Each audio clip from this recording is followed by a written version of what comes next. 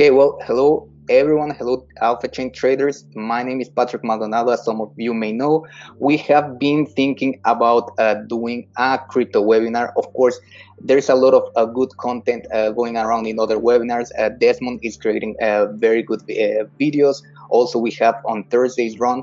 But if you consider cryptocurrencies, there are kind of like a different beast, right? In terms of the technical analysis and also in terms of how the market moves and what kind of things you need to pay a little bit more attention to in regards of, again, technical analysis and the overall market sentiment. So first of all, hi everyone. I hope you're doing great. I can see a lot of you guys. I'm happy that a lot of you are joining. I totally expected a little bit less people. Thank you for joining. Now, something I want to say that I want to make this also a bit more interactive, at least at the later end of the webinar. So if you have a camera, please turn it on. I mean, you are welcome. If not, that's okay.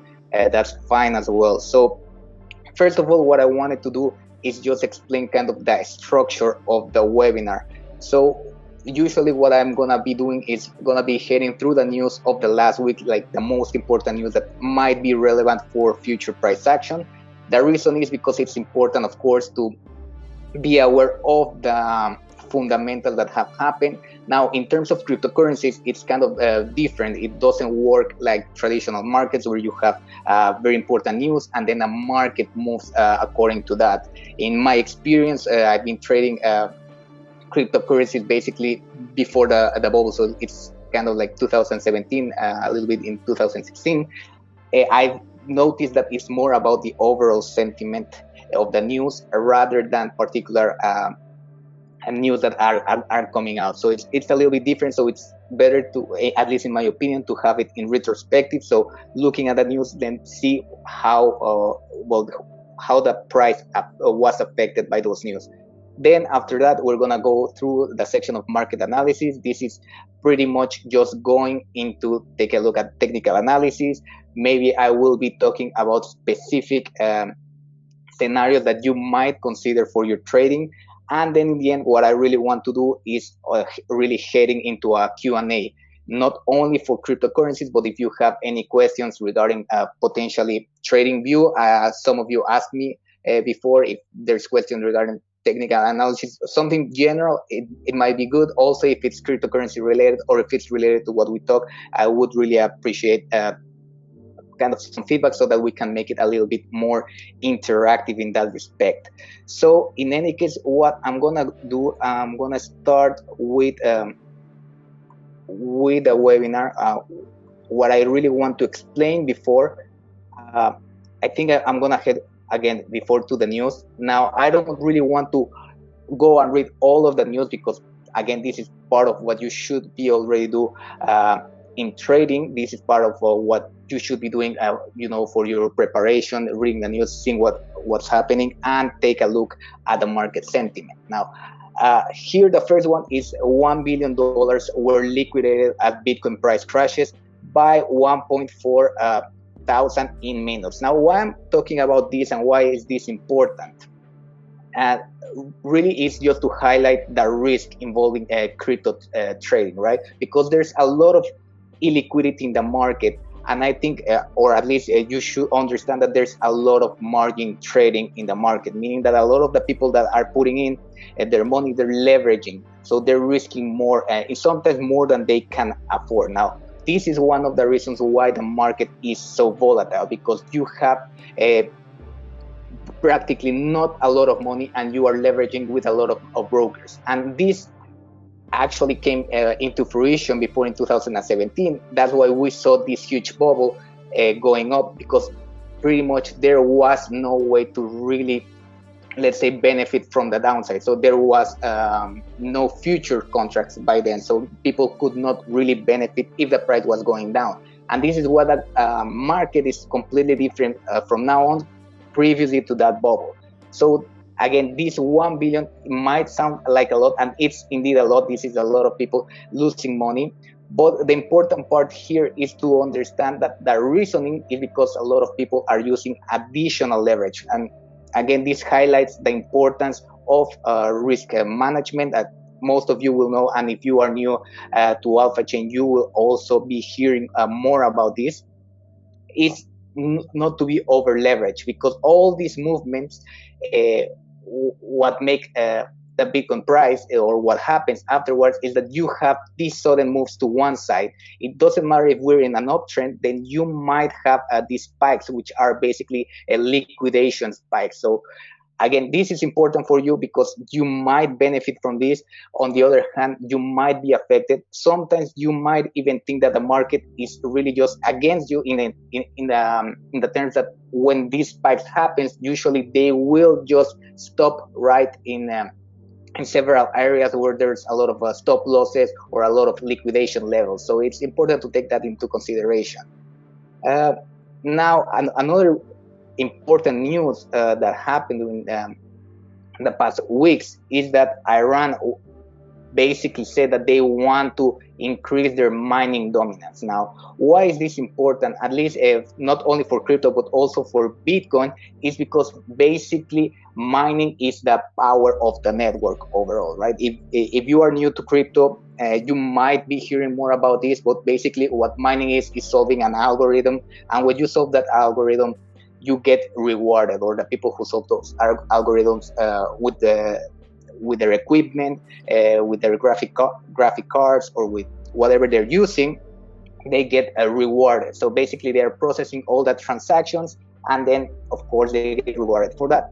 Now the thing here is that it's important to see, and again, I'm not gonna go really through all of the news, just giving a brief summary so that you guys are well aware of what's happening. So Iran's government okays power plants mining crypto as the country moves forward with a national strategy for cryptocurrency mining. So they will be allowing power plants to enter this kind of industry. Now, why is that huge news? Now I want to go here into the global hash rate distribution. Basically, these are the people who are mining the most Bitcoin or the most cryptocurrencies. Of course, we can see that China is way ahead, and this is one of the reasons why in the US currently they are also trying to implement more mining. They're trying to get more partnerships or better regulations in these terms so that people can have a better control of the Bitcoin hash rate. Now, why is this important? Of course, you have to take into consideration what makes Bitcoin kind of sustainable or kind of decentralized is the fact that a lot of different people are mining at the same time, right? So that's what makes it a little bit decentralized in that respect. Now, this is important because if all the hash rate, for instance, were in China or were in the US, that could give a little bit control. And governments now, what they're realizing that cryptocurrencies are here to stay, right? At the beginning, people thought that they were a gimmick. At the beginning, people thought that they were only gonna basically disappear. But what we have been seeing is that more and more they are actually, going up, and they are being adopted. So this is why this news is very important, because now Iran, what they want to do is basically have a part on that Bitcoin dominance. Now, another huge thing that happened, very important, is Warren Buffett buying gold. And this, what some speculators say, is that this may push Bitcoin to 50,000. Now, one of the things about this industry, even if you are new or you are already aware about this, is that a lot of people tend to be either very greedy, or they tend to be, what's the word? Very infatuated, very euphoric in this, and they will throw a lot of predictions. There's a lot of people that say it's gonna go to 100K, it's gonna go 400K. The fact of the matter is that we as traders, we don't really care where the price goes, right? Because we're gonna try to trade as swings. If it goes to the upside, we're gonna try to take a long. If it goes to the downside, if there's a good setup, we're gonna be trying to short it, of course. Now, why this is important is because, as here it says, Warren Buffett, Berkshire Hathaway sold bank stocks to buy gold mining company, right? That the key is that they're interested in gold, and they are basically leaving the old financial system. Now, Warren Buffett is someone who is not really relying on cryptocurrencies. He doesn't believe in Bitcoin at all. But just the fact that he is leaving the traditional market, or at least the traditional banking system, in order to be hedging in gold, should serve as an indicator of what might be to follow. Now, again, he is just one person, and his decision, or the decision of the company, should not really portray what is actually going to happen with the current market, but just the fact that they are kind of deleveraging from these risk on assets and are trying to invest more in gold should highlight what a lot of other people are going to do. And the reason is because a lot of people, they tend to watch what these investors do, and they tend to replicate what they're doing, right? Now, in this case, you might say it might be a little bit more than enough time, or a little bit late in terms of gold, because of how the prices have gone up. But this surely tells you what is the market sentiment, at least for the long run. Now, another reason, and here's what a lot of people have been saying, is that Bitcoin might be a digital gold. Now, there's something that I want to clarify, and we might go into the technical analysis again to show that, is that indeed gold shares a lot of properties with Bitcoin. Of course, in Bitcoin you have the ease of movement because everything is digital, and you have a lot of things that make it a little bit more beneficial in terms of transportation. Now, the thing is that up to now, and I'm gonna actually head into some of the charts here, because this has been very, very recently. If you can take a look, Bitcoin and the overall or the traditional markets have been very, very correlated in terms of how it moves. Of course, it might not be to the same extent, because again, there's more illiquidity, or there's less liquidity on the cryptocurrency markets, making it more volatile. So of course, if the markets are going up, as you see in here, if we take a look at the traditional markets, of course they're gonna go up. Maybe Bitcoin will generate more profits because of the volatility, but so far, even if we take a look at the longer picture, we have seen that from here the markets have been very correlated. Now, what I was pointing out is that as of right now, we still are correlated, right, with the traditional markets, and this is something important to understand, because gold is basically a hedge for the traditional market. So if the traditional markets are kind of going down, then we are expecting gold to be going up, right? So this is a kind of something important to take into consideration as well. Now, why am I bringing this? Because again, a lot of people, what they're trying to do, or what they're saying, is that they want Bitcoin to be the new gold. Now, I'm not saying that it can happen. Of course, it can happen in the future, right? But we as traders, we need to take a look at the information that the graphs are telling us, and what is currently happening, and of course have a view of what's possible to come, so that we can adapt during that transition. But as of now, Bitcoin is more correlated to traditional markets than it is to gold. Even if we go to the gold charts right now, we have seen that while Bitcoin have been basically stagnating all the way from here, we have seen gold basically just going almost parabolic in this sense. So this is, again, just something for you to take into consideration. Don't fall into the trap of a lot of the news, because there's a lot of FOMO, which is fear of missing out, and there's a lot of FOD, which is fear of uncertainty and doubt in the cryptocurrency market. And I would say that that's the main driver for this market, is really market sentiment and emotions, rather than technical analysis, and rather than really fundamental analysis. Now, I just want to finish the news section with these two last news. First is that Ripple aims to become the Amazon of the cryptocurrency world. If you know, Ripple is a company that created the XRP token. They were primarily aiming in to tackle SWIFT payments, to tackle a way to create a better payments, faster payments for the normal banks. Now, here we can see that much debated blockchain firm Ripple is now planning to expand its use case far beyond streaming cross-border payments. That was kind of like the initial thing that they were trying to do. Now, this is in partnership with national and international banks. So this has made a lot of controversy in terms of Ripple. Why? Because it's a very centralized cryptocurrency, meaning that most of the coins, most of the tokens itself, they are owned by the same company. So again, this is one of the things that make you think about cryptocurrencies in general, because one of the important facts about cryptocurrencies is that they are decentralized. So basically what XRP wants to do, and here we say Amazon started as a bookseller and just sold books. We happen to have started with payments. 2 years from now, you're going to find that Ripple is to payments as Amazon was to books, meaning that they want to create now kind of this network.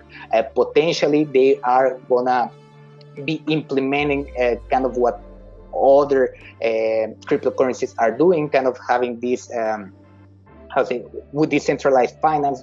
They have these protocols, they have this network where people can actually join in, create their develop different apps or develop different technology that they might use. Now, here the thing stays the same. It's a double-edged sword. Why? Because if something in the cryptocurrency world is centralized, that gives an advantage, of course, over competitors, because they are able to fix and to change pretty much the cryptocurrencies overall. But also the problem is that if they are handling most of the supply, for instance, then there is the risk that if you and I or people overall start investing in there's a risk that they might actually sell. And if they control most of the supplies, of course, they can control most of the price action in that respect. So it's going to be very interesting to see what happens with Ripple. But again, it's just for you to take a look at that, make your own opinion, and then trade potentially based on those news and the overall market sentiment. And the last one, which is actually very important news, is that good stablecoins rules in the EU pave the way for CBDCs and a digital euro. For those of you who don't know, CBDCs are basically central bank decentralized currencies. I think we can even see around here. Let me just look for the correct definition. Central bank digital currencies. Now, why is this important for you to consider as well? Is because basically governments are catching up with cryptocurrencies and these digital currencies. Now, the fact is that again, what I say in the beginning is that cryptocurrencies are here to stay, and these governments are realizing the advantages, because there's some huge advantages that they have over traditional fiat money. And I'm not saying that they are going to create their own cryptocurrency. They might create, for instance, the digital euro that's going to be attached to the euro, and it's going to have the same properties, and they're going to keep continuing printing a euro, and that value will still carry on the digital euro or what they do. But the fact is that they are recognizing the advantages in terms, for instance, of transparency.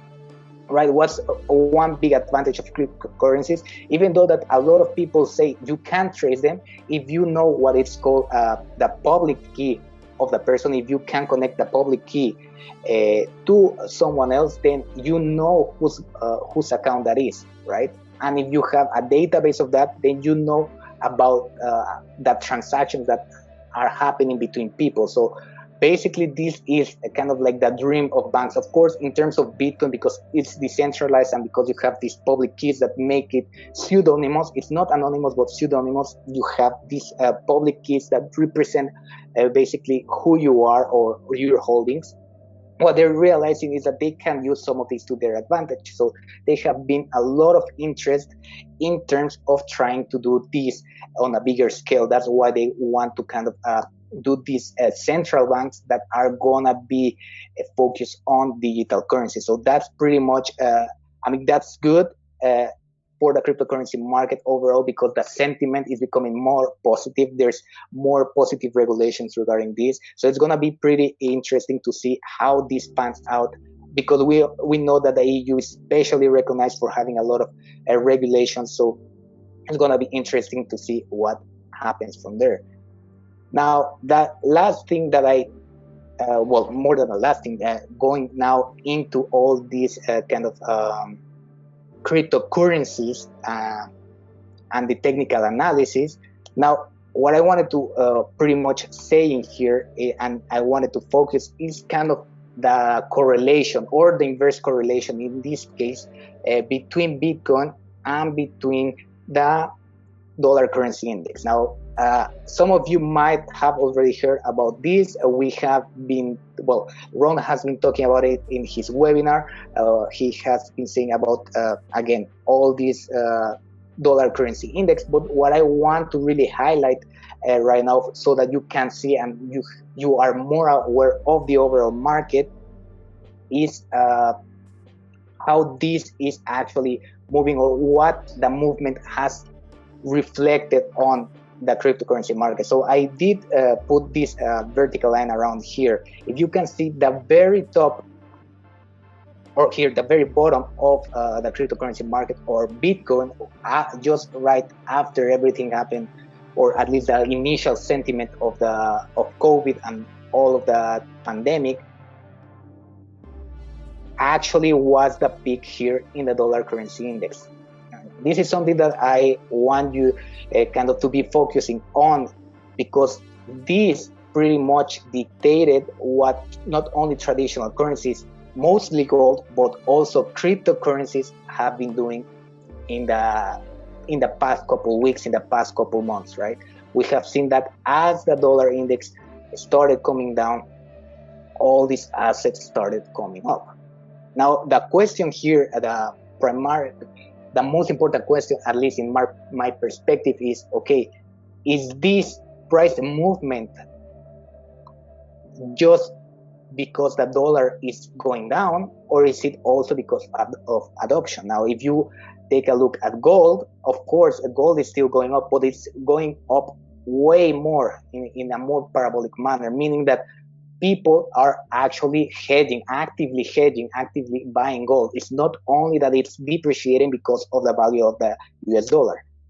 Now, we have not seen Bitcoin really go parabolic just as gold. Yes, of course, it has been going up a lot, but it has been more aligned with traditional markets. And this is pretty much what I want to highlight as of right now. This might change. They might decouple. Bitcoin hasn't been correlated with for instance, with the S&P or traditional markets forever. This is something that started to happen just prior to this COVID, but this is something that is important for you to take into consideration. Now, what I want to do is head up to 2017, and here I have another line. I hope that you see again the same thing. When the crypto market was at a relative low around here, what was at a relative peak, right? It was the dollar currency index. So the strength of the dollar was very, very high. Now, what we see around here, as the dollar started to weakening, right, we have seen basically Bitcoin going up. Here, of course, it's parabolic and there's more to it. But again, what I want you to see is basically the dollar was going down overall. So this is what triggered the first bull run. Now, you might think now everything is going down in terms of the dollar, so there's an opportunity for Bitcoin to go up, and that's true. Now, what I want you to understand as well is the difference in the environments, right? This environment before 2017 was very, very different in comparison to what's happening now. Why? Because we didn't have futures back then. I remember when I started trading, probably Bitcoin was a little bit less. I started looking at it when it was around 1,000, but started really trading around 5,000, a little bit less. But the point there is that if you didn't have an incentive to actually profit from the downfall of Bitcoin, there was no incentive for people to sell, right? And actually, the Bitcoin futures first came out, I think it was it was either in December or it was in January, but I'm pretty sure that it was around this peak overall. Now, Why did this happen? Why did this bubble burst? Again, because now you're giving incentive for people to short. For people who hold a lot of Bitcoin, they might put positions, hedge, or even not positions against their investing, but maybe hedging, right? Maybe they have around 10 Bitcoins and they wanted to hedge, so they shorted 10 Bitcoins a word in there because of the potential uncertainties of the futures market. Now, this presents a different scenario, and this is why, even though I believe in the technology, I believe that adoption might be coming. Adoption is going to happen until it happens, right? Which leads me to another thing that a lot of people say, and you might have heard about this mentality of HODL, which means hold on for dear life, right? So the mentality that a lot of people and a lot of newcomers to the cryptocurrency markets or financial markets overall, they say you just have to buy and you just have to hold. Now, that's good in terms of a long-term perspective, right? If you have a knowledge of what you want to do in the future, if you want to say, okay, I'm going to hold this for 5 years because this is my investment plan, then that's okay. But what people have been doing is just buying and basically not selling. Now, why does this affect the market? If any one of you have a guess, it's mainly because these reduce even more the liquidity of the market, right? If people don't want to buy, or even if they want to buy, if people don't want to sell, then you don't have people putting more positions in the order books, right? And if you don't have more people putting positions in the order books, what is going to happen, right?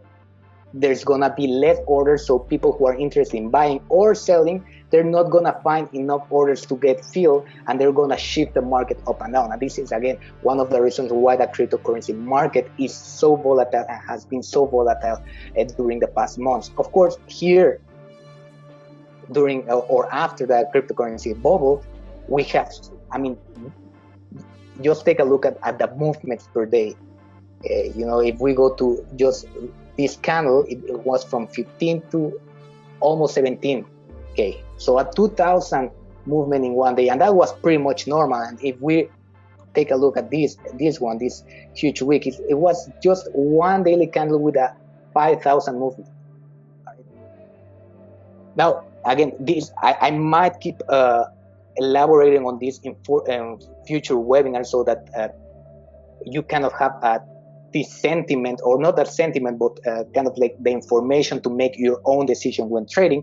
But what I want to really highlight is the fact that underneath this $10,000 range, the volatility usually decreases, right? We have seen that the cryptocurrency market after that bubble have been going down, the volatility have been going up, and even when we were at this kind of capitulation phase that a lot of people were talking about, the volatility decreased. Right? So now, as the price continues going up and starts going up, the volatility starts increasing.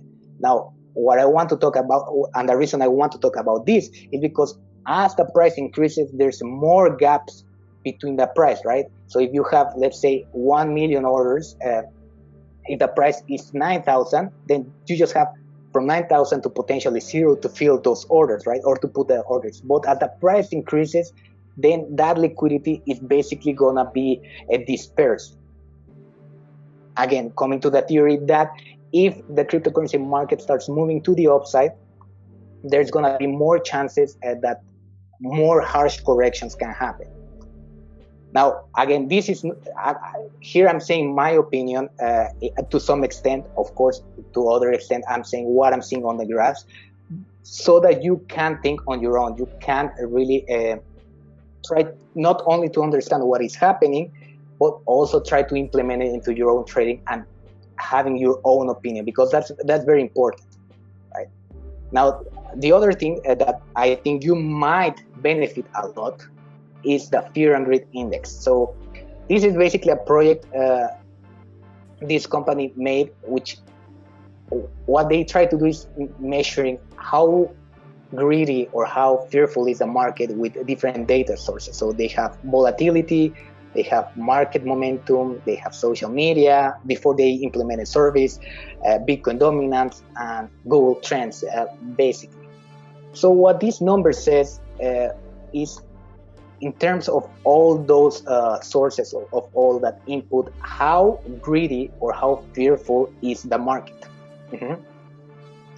Now we can see here it's at an 82, and this is something very important, because here we go, if we go to the graph, every time there's a peak in here, and we can even go into max potentially here, we're gonna be seeing a little bit better. Every time there's a peak in the fear and greed index, Bitcoin tend to correct, right? And the opposite, every time that we are in huge lows around here, the market tends to go up. I mean, we can even see here February, I think it was the 14th of February of this year, when basically the market started going down. I mean, we can see it over here, right? There was a relative peak here, then all this happened, a relative bottom where the fear index was at 12, 10, 9. People was very fearful of what is going to happen with the markets. And then what happened?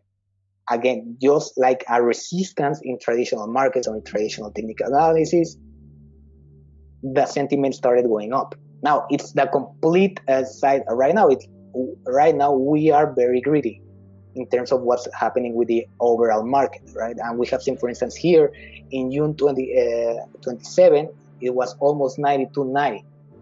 Now, what I'm trying to say is not that the cryptocurrency market is going to go down. It's not that traditional markets are going to go down. Again, it's just to see the bigger picture, right? If we take a look at, again, the S&P, we are pretty much hitting almost all-time highs, right? But are we in the same situation as we were before? I think that's a key question. If you take a look outside the window, if you, as Ron said, if you take a look at Main Street, what are people doing overall, right? Are people enjoying the same conditions that they were enjoying before? That's up to you to decide, right? But the fact is that most of the markets are running on paper right now, right? Most of this is because all these governments are giving aids, are printing more money, basically to supply the markets or to help the markets going up. Now, is this a bad thing? Is this a good thing? I'm not an expert on the specific policies to say so. I hope that they know what they're doing, but of course, we have to take into consideration that usually sentiment or emotions drive the market first, right? And this is exactly what we saw here in the S&P and in traditional markets. People started selling off everything even before all of the companies were really affected by the virus, right? What I'm trying to say is that the sentiment is faster than the reality, right? So this sell-off probably or potentially was even bigger in that period of time that happened than the reality that was actually happening. And vice versa, this recovery was very quick in relation to what is happening in reality. So there's a potential chance, and again, I say potential because this is kind of the analysis that I'm making or what I'm looking at, that there's a potential that the reality might catch up to that sentiment. So this is something that I want to be clear in terms of what's happening with the market. Now, probably what I'm aiming for these webinars is to be from 30 to 45 minutes. So we're still on time. There's still perfect time also for Q&A later on.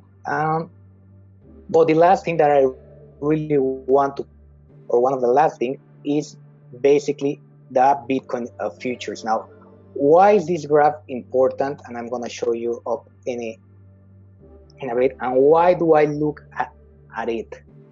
So in traditional markets as well, it happens sometimes, but mainly in cryptocurrencies, the fact that people believe something is going to happen usually makes it that it happens, right? It's kind of like this self-fulfilled prophecy. Just the fact that people think that Bitcoin is going up will make Bitcoin go up, right? Now, why I'm bringing this, because in the past we have seen in the CME futures that there's these gaps created over the price. If you can see here, I have one highlighted around there.